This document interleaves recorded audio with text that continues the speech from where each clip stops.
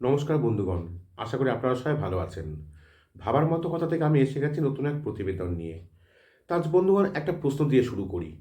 হঠাৎ যদি কেউ বলে ভারত ভেঙে দেব, সেভেন সিস্টার্স আলাদা করে দেব, ভারতীয় হাই কমিশনারকে লাথি মেরে বের করে দেব, তাহলে আপনার মাথায় প্রথমে কি আসবে? রাগ, রাজনীতি, নাকি এর পেছনে অন্য কোনো খেলা? চলুন আজ এই পুরো গল্পটি একটু ঠান্ডা মাথায় খোলসা করে দেখি। দেখুন, বাংলাদেশের জামাত যাকে সামনে এনেছে সে হাসনাত আবদুল্লাহ। তা প্রশ্ন হলো, কেন তাকে বা বেছে নেওয়া হলো? কারণটা খুব সোজা। হাদি যেমন ছিল হাসনাতও তেমন। একই সুর, একই কথা, ভারত বিরোধিতা। আগে জামাত আর তার সাঙ্গপাঙ্গরা বলতো ভারত হলো আওয়ামী লীগের দালাল, আর এখন আরও এক ধাপ এগিয়েছে এরা। আর কি বলছে? ভারত ভেঙে ফেলবো, সেভেন সিস্টার্স টুকরো টুকরো করে দেব, ভারতীয় কূটনীতিকদের লাথি মেরে তাড়িয়ে দেবো। একবার ভাবুন তো, এই কথাগুলোকে হঠাৎ করে উড়ে এলো, নাকি কাউকে দিয়ে ইচ্ছা করে বলানো হচ্ছে? তাই এবার আসা যাক প্রণব ভার্মার ঘটনায়।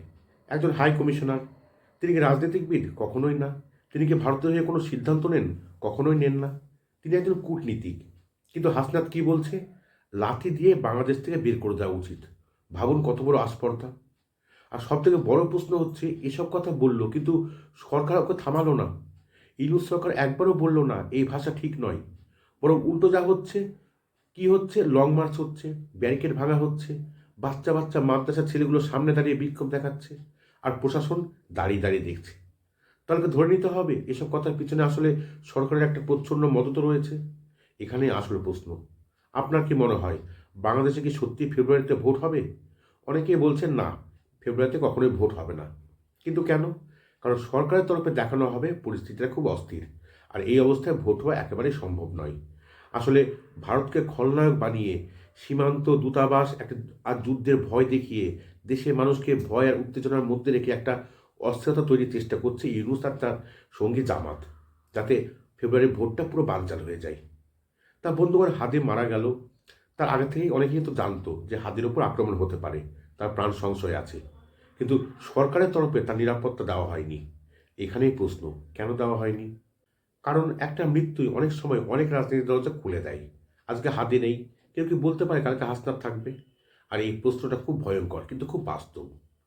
তা বন্ধুগণ, রাজনীতিতে একটা কথা আছে, আজকে তাকে কোলে বসাও, কাল তাকে বলির পাঠা বানাও। জনপ্রিয়তা তৈরি করাও, আবার সেই জনপ্রিয়তাকেই বিপদ বানাও। আজ হাসনাতকে দিয়ে নানান ভারত বিরোধী কথা বলানো হচ্ছে। কাল পরিস্থিতি হাতে বাইরে গেলে বলা হবে কি, দেখুন উনি উস্কানি দিয়েছিলেন। তারপর তারপর হাসনাতের খেল খতম। তা বন্ধুগণ, আপনাদের অনেকের মনে প্রশ্ন আসতেই পারে, ভারত কি তাহলে সত্যি বাংলাদেশকে আক্রমণ করবে? এখানে একটা খুব জরুরি কথা বলি। ভারত বাংলাদেশের সাথে যুদ্ধ করবে না। তা এর কারণ আওয়ামী লীগ না, এর কারণ সাধারণ মানুষ। কারণ যুদ্ধ হলে ভারতের সামান্য ক্ষতি হবে, কিন্তু বাংলাদেশের সাধারণ মানুষের ক্ষতি অনেক বেশি পরিমাণে হবে। অনেক সাধারণ বাংলাদেশি প্রাণ যাবে। আর এটা একজন দায়িত্বশীল দেশ হিসাবে ভারত ভালো করেই জানে। তাই ভারত কোনোভাবে বাংলাদেশকে আক্রমণ করবে না। তাই উত্তেজনা যতই হোক, যুদ্ধ অন্তত হবে না। তাহলে এই উত্তেজনা তৈরি করে লাভটা কার?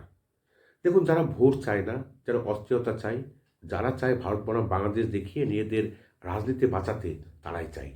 আর ইউনূস আর জামাত হিসেব কষে এই উত্তেজনাটা তৈরি করছে, যাতে আগামী নির্বাচনটা না হয়, আর সেই সুযোগে আরও কয়েকদিন ক্ষমতার চেয়ারটা আঁকড়ে ধরে বসে থাকতে পারে। তাই ইউনূস আর জামাতের হিসাবটা কি?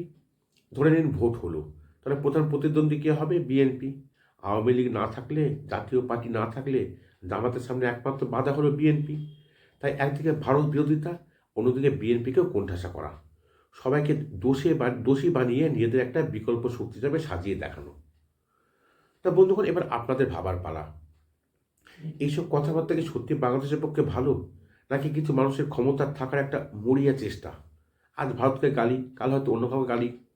কারণ ইতিহাস বলে, যেখানে যুক্তি শেষ সেখানে উস্কানি শুরু হয়। আর উস্কানির আগুনে সবচেয়ে আগে কারা পুড়ে মারা যায় জানেন? সাধারণ মানুষ। তা বন্ধুগণ, এই ছিল আজকের প্রতিবেদন।